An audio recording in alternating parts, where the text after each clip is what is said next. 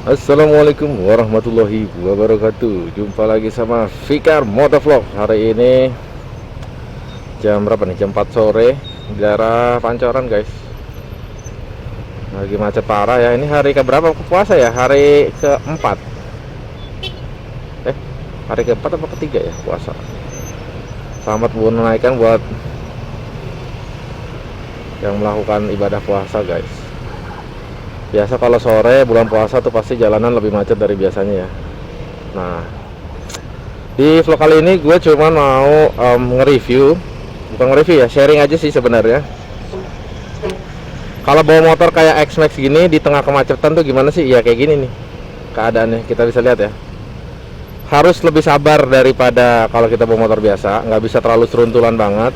Dan yang menariknya gini, jalanan kan dinamis nih ya, mobil depan kadang-kadang dia membesar, kadang-kadang dia menyempit gitu ya. Dan kalau dirasa kira-kira apa namanya, dirasa kira-kira nggak muat, karena ini kan motor gede banget, dan ini motor standar ya begini ya, lebar segini, dan paling besar tuh di spion memang. Tapi makanya banyak ya anak-anak X-Max yang ganti spionnya dengan yang taruh di bodi yang lebih depan atau yang lebih kecil, jadi kelebaran stangnya atau kelebaran motornya jadi nggak terlalu lebar gitu. Tapi kalau gue sengaja gue nggak mau ganti pakai standarnya, ini standarnya begini.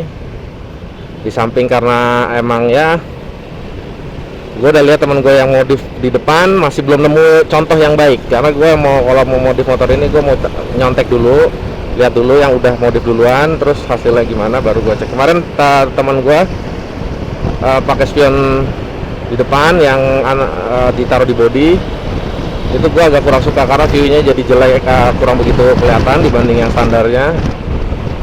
Kedua juga ya kurang lebar lah, kurang enak, dan agak mengganggu posisi bodi di depan. Jadi gini, di Express ini kan akinya adanya di depan situ ya guys. Dan Express ini kan motor nggak ada ininya, nggak ada engkolnya, nggak bisa di starter dengan cara selain pakai aki. Jadi kalau akinya dia lemah atau rusak, itu nggak bisa didorong juga karena matic kan. Jadi satu-satunya cara itu hanya bisa diganti akinya atau di jumper. Nah itu kan memurkan akses ke depan. Jadi dari pengalaman gue touring kemarin, menurut gue akses ke aki depan itu sengaja juga sama Yamaha dibikin relatif tidak susah. Dibukanya cuma dengan 2 baut dan 2 kancing, jadi 4 pin lah gitu. Itu udah bisa ngebuka tutup akinya, tutup bodi yang menutupi akinya, jadi langsung bisa akses kaki. Nah tapi kalau pakai spion di bodi, kalau bracketnya salah, karena kan spion di bodi itu custom ya, jadi biasanya tergantung spionnya sih, tapi ada kebanyakan ada yang pakai bracket gitu misalnya, ada yang juga ke bodi atau gimana. Tapi kemarin dari yang gue lihat dari punyanya temen gue itu, dia pakai bracket, dan bracketnya itu menghalangi bodi itu.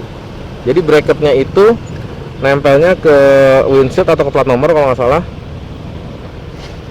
Dan jadi kalau mau buka itu, karena terhalangan sama bracket itu, bodi akinya kemarin dia mogok dan mau buka itu, mau buka aki, mau buka bodi aki, jadi sangat sulit karena kehalangan bracket si spion yang di depan.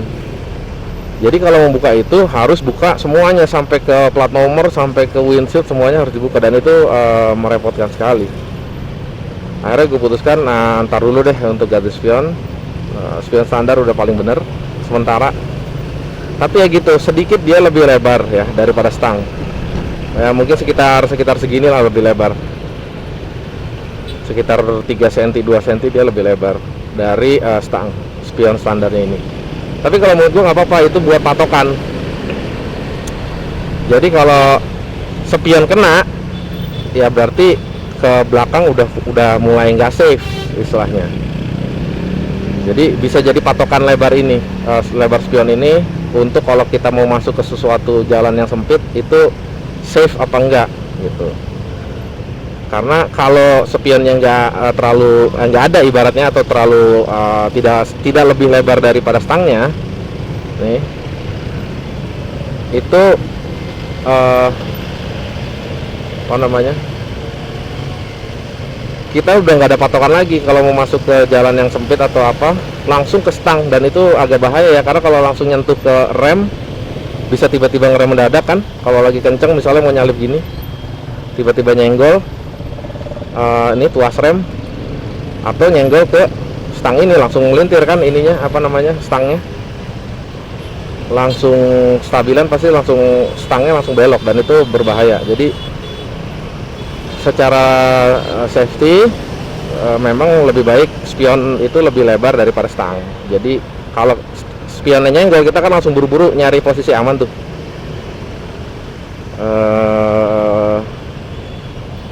Itu jadi sebelum kena stang atau sebelum kena stang dan kena apa namanya handle rem, spion tuh udah kayak buat tanda-tanda pertama bahwa kalian tuh udah mulai nyentuh dan bahaya gitu. Jadi lebih enak. Jadi gitu, gue pakai spion standar, dan spion standar ini lebar. Kalau lagi macet, nyalip-nyalip, itu terutama kalau yang belum biasa itu memang rada apa ya, rada tricky lah gitu. Tapi kunci ininya gini kan, poinnya dibanding gue bawa motor biasa ya, misalnya kayak Vario atau kayak Beat atau kayak motor-motor bebek gitu. Intinya kalau nggak muat, kalau kita udah yakin nggak muat, karena kan motor X-Max ini lebih besar daripada motor kebanyakan di jalan. Kalau kita lihat nih, misalnya ada mobil, nah ini kebetulan jalannya lagi agak lancar sih, jadi agak susah nyontohin. Tapi kalau ketemu jalan nih, wah kita yakin nggak muat nih, itu lebih baik nggak usah dipaksain masuk. Karena kalau kita dipaksain masuk ternyata nggak muat, kita jadi menghalangi motor yang belakang kita kan. Karena kalau lagi macet itu kan motor kayak punya jalur sendiri, itu bareng-bareng pada ngikut biasanya. Jadi biasanya ketika udah jalan mobil di depannya udah nggak muat, itu gue langsung bertindak seperti mobil. Jadi langsung ngambil posisi untuk tidak menghalangi jalur motor gitu.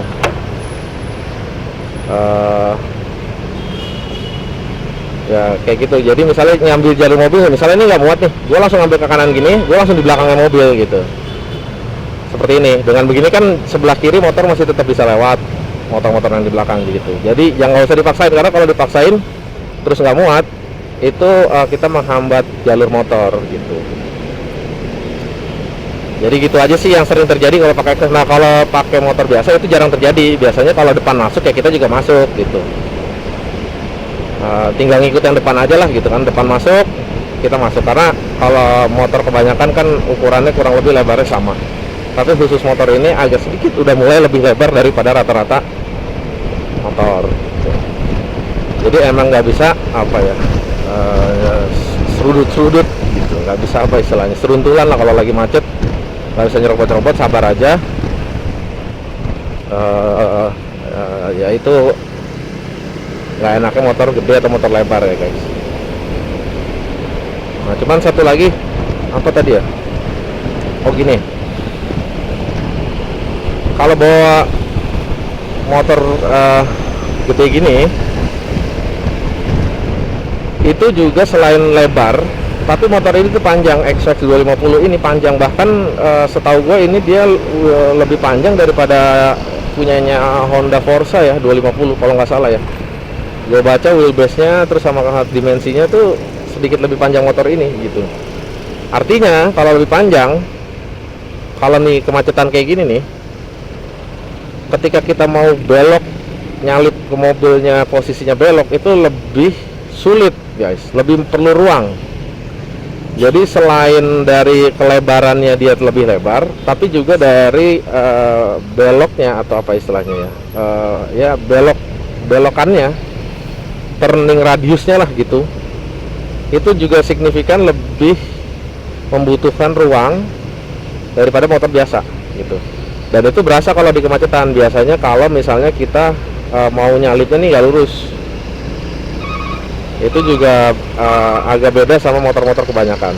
Mau nyalip gak lurus gimana? Nah misalnya mau nyalipnya kayak gini nih, nah ini mau ke kanan gini nih, nah ini nih kayak gini, itu kan gak lurus ya. Itu juga harus lebih hati-hati karena itu udah mulai beda sama motor kebanyakan. Biasanya kalau bawa motor kayak gini Vario atau Genio, Beat dan motor-motor bebek kayak Jupiter gitu, itu dia lebarnya nikungnya atau turning radiusnya biasanya bisa patah. Jadi kalau misalnya mau nyalip kayak tadi tuh nggak lurus, mau belok kanan gitu di depan mobil, itu biasanya lebih gampang. Tapi kalau motor udah segede gini itu lebih susah. Jadi harus biasanya ngasih isyarat juga ke mobilnya, karena mobil itu kan, pengendara mobil juga kebanyakan melihat motor itu ukurannya seperti ukuran motor rata-rata gitu. Jadi kita kadang-kadang ngasih tanda untuk ngasih tahu, untuk make sure bahwa pengendara mobil itu aware bahwa motor kita butuh ruang gitu ya, dan motor kita mau nyalip gitu. Jadi ibaratnya di make sure untuk minta space ke pengendara mobil, karena takutnya nggak pengendara mobilnya nggak ngelihat motor kita, atau ngelihat tapi sekilas disangka kita motornya ukurannya sama seperti motor-motor lain yang kecil gitu. Jadi dia ngasih space tapi menurut standarnya dia ngasih space-nya kecil, akhirnya kita jadi kesenggol gitu. Jadi biasanya kalau mau nyali-nyali kayak gitu, either ngasih klakson. Kalau mobilnya gede biasanya gue kasih klakson, misalnya kayak truk atau bus, kendaraan besar. Tapi kalau mobil kecil kadang-kadang gue cuma cukup ngasih tangan aja untuk make sure pengendaranya ngeh nih bahwa gue mau nyalip dia gitu, atau mau motong jalan dia.